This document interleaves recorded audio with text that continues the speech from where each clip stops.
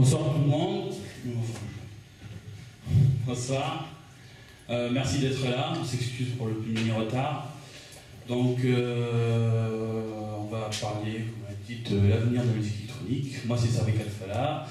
J'ai un blog sur la musique électronique en Tunisie. Et moi et Samy et moi, on a pris l'initiative d'organiser cette table ronde. Parmi nous, des invités très intéressants, comme on va le voir.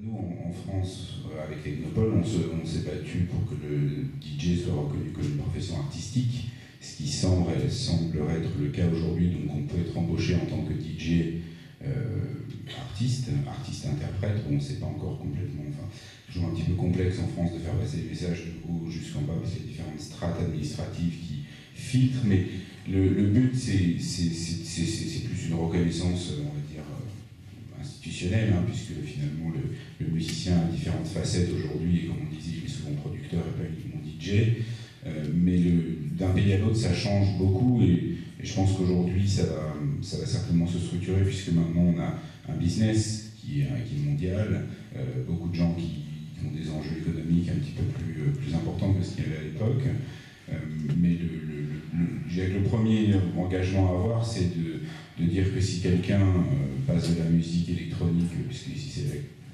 l'exemple, n'est-ce pas, du hip-hop ou autre, qu'on le reconnaisse en tant qu'artiste-interprète, et donc qu'on puisse dire que le DJ est un artiste-interprète, ce qui a été une longue discussion finalement jusqu'à maintenant entre les musiciens traditionnels qui ne voulaient pas les reconnaître, et donc du coup qui bloquaient au niveau des syndicats, des choses comme ça, enfin toutes ces choses un petit peu lassantes et qui bloquent souvent finalement en France le progrès et l'avancée des choses. Aujourd'hui, en tout cas en France, le DJ est un artiste, ça c'est fait. Le travail à faire, est-ce que c'est le même dans tous les pays? Ça dépend, puisqu'on voit que les Pays-Bas, quand même, ils sont très avancés par rapport à nous dans l'exploitation, le business des musiques électroniques. Hein. Ils ont inventé plein de choses, ils ont eu un vivier d'artistes qui tournent dans le monde entier, qui, comparé à la taille du pays, est assez impressionnant, hein, parce que c'est 15 millions d'habitants, mais je ne sais pas combien de top DJ stars viennent de là-bas. Donc je pense que le statut du DJ, c'est pas une nécessité. Je pense que ce qui est important, c'est que les artistes puissent s'épanouir dans quelques styles de musique électronique qu'ils soient. Et ce qui est intéressant, ce qu'on disait par rapport à la Tunisie, la tech house, la minimale, c'est qu'on voit de plus en plus finalement de pays où la musique électronique se développe sans que ce soit nécessairement EDM, Top DJ, Paris Hilton et tout ce qui va avec. Et donc il y a quand même aussi un espoir, pour moi en tout cas qui vient plutôt de l'underground, de voir des gens qui ont une passion et qui ne sont pas obligés de changer de voie musicale pour finalement s'en sortir. Les DJ techno sont payés de plus en plus aujourd'hui et continuent à faire la même musique. Quand on voit le Weather Festival, par exemple, à Paris, qui vise pratiquement 50 000 personnes cette année, c'est des gens qui vont venir pour des DJ qu'on pouvait qualifier de pointus quand même, hein, des gens que pas tout le monde ne connaît. Donc c'est l'espoir finalement, c'est de dire que la musique électronique puisse se structurer dans tous les pays où elle émerge pour faire en sorte que tout le monde ait une chance de pouvoir exercer sa passion et finalement d'en vivre, et qu'on ait un écosystème qui soit riche et qui ne soit pas standardisé par des codes musicaux, des codes d'événements, et finalement qu'on rentre dans une économie de marché classique où il y a les leaders qui font des gros trucs et puis ensuite il y a les petits qui essaient de s'en sortir. Je dirais que finalement, quelque part, quand vous regardez bien, en France, on a eu la crise économique et du coup, ça a fait beaucoup de mal au club, hein, on ne va pas se mentir. Ça a fait beaucoup de mal aussi au festival par rapport à ceux qui voulaient miser justement sur l'EDM. Parce qu'au moment où il y a eu moins de moyens, les gens dépensaient moins, il y a eu une bulle spéculative sur tous les gros DJ. Et tous ces Calvin Harris ou David Guetta, si vous n'aviez pas 200 000 € pour les booker pour une heure, ce n'est pas possible.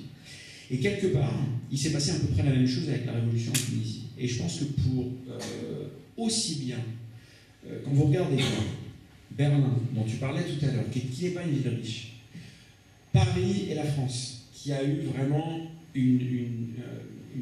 un essoufflement, une récession, la Tunisie, qui a vécu la même chose en encore plus fort avec la révolution.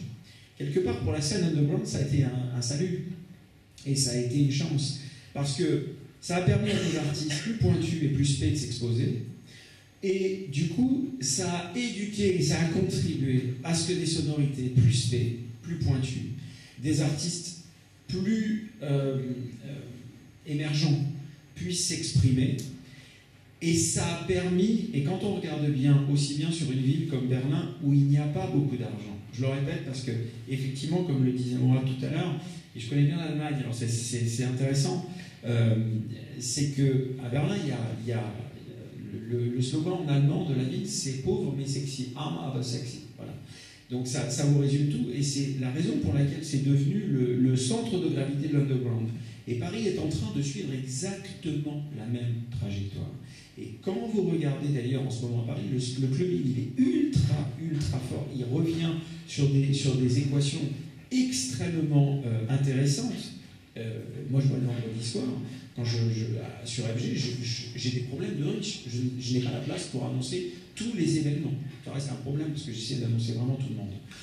Eh bien, la réalité, c'est pareil en Tunisie. Ça a permis justement à ce que des artistes plus pointus, tunisiens, européens, internationaux, soient davantage plébiscités, et ça a aiguisé l'appétence du public pour des sonorités plus pointues, deep house, tech house.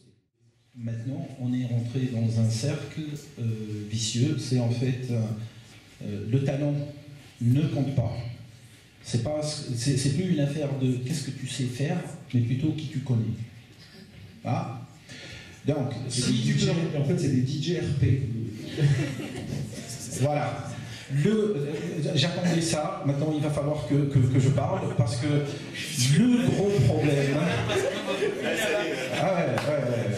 Le gros problème de la scène en Tunisie, c'est les RP. C'est des gens, généralement, qui connaissent absolument rien de la musique. C'est des gens qui sont formatés à la mainstream. Ils ramènent des gens, parce qu'ils font de l'argent quand ils ramènent, plus tu ramènes, plus tu fais d'argent. Et généralement, ils ramènent des gens dans des clubs qui jouent pas ce genre de musique. Et qu'est-ce qui se passe? Les RP ont pris le contrôle, ils commencent à dicter leurs lois sur les DJ, puis sur les propriétaires. Et là, les propriétaires en Tunisie, c'est assez intéressant aussi. Ils ouvrent un endroit et ils donnent les clés aux RP, ou s'ils sont plus optimistes, ils vont les éliminer, même si je ne suis pas si sûr qu'ils peuvent le faire. Et ils demandent des DJ, quand un DJ arrive, il lui dit je veux faire une soirée, la première question c'est pas qu'est-ce que tu as fait, qu'est-ce que tu sais faire, mais tu peux ramener combien de personnes avec toi? Et là, je me demande, tu ouvres un endroit et tu attends que les gens travaillent pour toi, et toi, tu fais quoi? En fait, ils font absolument rien, pas de flyer, pas rien du tout. Le DJ, il arrive, c'est, excusez-moi, mesdames, c'est la prostitution artistique. Voilà ce que c'est être DJ aujourd'hui, et si tu veux te faire une place, c'est impossible si tu n'as pas un réseau. Donc les initiatives télé aujourd'hui, quand un jeune a une idée, voilà, il veut un petit peu innover dans ce paysage, un petit peu. Cette idée-là, elle est généralement, il ne peut pas y aller jusqu'au bout, parce qu'aujourd'hui, quand tu t'adresses, enfin tu déposes ta demande, déjà tu ne sais pas par où commencer. Donc je pense qu'il y a aussi un manque de clarté, de transparence un petit peu sur la procédure à suivre, par où commencer, quelles sont les procédures à suivre, quelles taxes payer, quelle autorisation demander. Peut-être aussi, là on ne va pas tout mettre sur le dos de l'État, mais aussi, c'est aussi peut-être à ces jeunes organisateurs d'aller chercher l'information, parce qu'elle existe sûrement. S'il y a d'autres privés qui organisent et qui arrivent à organiser des festivals, c'est qu'il y a quelque chose qui existe. Sauf que ce quelque chose qui existe aujourd'hui n'est pas compatible avec l'émergence de ces nouveaux organisateurs qui essaient d'apporter des nouveautés en Tunisie. Donc aujourd'hui, par exemple, si tu veux organiser un festival, à part toutes les taxes et toutes les autorisations, il y a ce problème, par exemple, de subvention. Aujourd'hui, qui peut avoir une subvention de l'État? Pratiquement personne, à part l'État lui-même. Aujourd'hui, si tu veux demander des sponsors, qui va te financer un festival, par exemple, à 150 000 euros. On a 2 ou 3 grosses marques, entreprises en Tunisie, qui d'ailleurs ne sont pas forcément tunisiennes, et qui reçoivent des centaines de demandes par jour. Donc, je pense que c'est un marché qui reste un petit peu, qui se cherche, c'est un marché à structurer, d'où l'intérêt, je pense que, comme ce que fait Technopole par exemple, c'est d'essayer un petit peu de structurer, de mettre les bases nécessaires, de structurer, de ramener tout le monde autour d'une table pour discuter. Où est-ce qu'on veut aller? Voilà, comme aujourd'hui. Et donc je pense qu'au lieu d'aller dans la concurrence, dans la confrontation entre organisateurs privés, entre privés et étatiques, il faut, je pense, mettre la main dans la main et essayer d'aller vers l'avant. Parce que sinon, on va se mettre les bâtons dans les roues et personne ne va avancer.